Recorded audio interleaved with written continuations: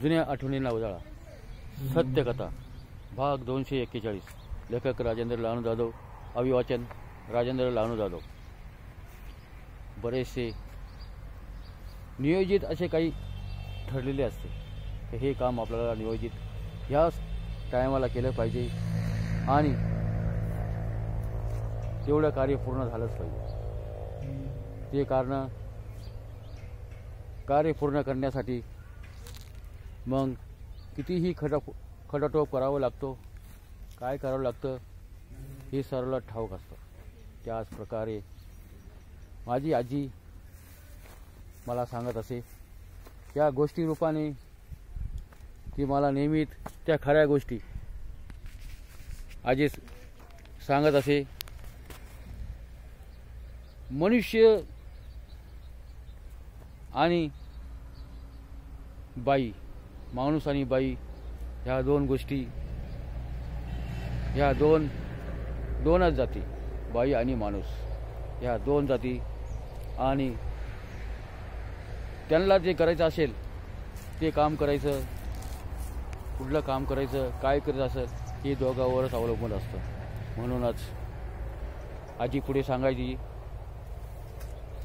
जगण्याचा त्याला ध्यास असतो आणि कष्ट करण्याचा त्याला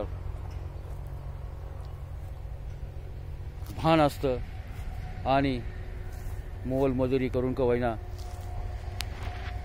पण लेकरं परपंच ही जेवढा सांभाळायचा असतो तेवढा सांभाळून तिने ते कार्य उचलायचं असतं. म्हणूनच थोर महात्मे आणि सर्व सृष्टीमधील जीवन हे नीट चालावं म्हणून म्हणतात. विष्णू, ब्रह्म, महेश यांनी एका ठिकाणी विचार केला आणि सृष्टी निर्माण करायची, मनुष्याला दाना पाणी देण्यासाठी काय उपाययोजना केली पाहिजे. आता ही भगवद्गीता अध्याय आणि सर्वच काही ग्रंथामध्ये ते लिहिलेलंच आहे. उपाययोजना काय करायची, त्यांना दाना पाणी कसा द्यायचा, स्वतःच्या सामर्थ्यावर त्यांनी ते कसं उभं राहायचं हे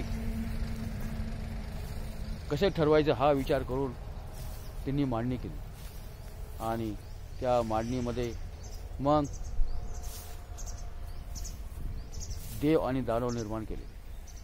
देव दानव निर्माण केले खास एवढ्यासाठी की सर्वच पृथ्वीवरती एकसारखे असेल तर ही सृष्टी चालू शकणार नाही. ह्या सृष्टीला काहीतरी धागा आणि दोरा याचा मिलाप करावा लागेल. कारण सुई वेगळी केली ते धागा त्याच्यामध्ये जाऊ शकणार नाही. मग जे काही वस्त्र फाटलेलं आहे त्यासाठी धाग्याची जोड सुईला लागते. सुईमध्ये धागा वावला आणि मग त्याला टाकल्यानंतर ते जोडलं जातं. त्याच प्रकारे त्या सृष्टीमध्ये निर्माण केलेली जी पिकं, घरे, धान्य हे सर्वच कोणीतरी नष्ट केले पाहिजे, नासधूस केली पाहिजे म्हणून राक्षसांची निर्मिती झाली. ते राक्षस लोक ते आलेले शेतातील पिकं मनुष्य प्राण्याला मारून खाणं आणि मग त्यातूनच देवांनी त्यांचा संहार करावा, सज्जन माणसाचं रक्षण करावं हे सर्वच त्यामधून निर्माण केलं. आणि यालाच म्हणतात सृष्टीचा समतोल. ह्याच कारणामुळे हा सृष्टीचा समतोल निर्माण झाला आणि ही सृष्टी मग पुढे व्यवस्थितरित्या चालू लागली.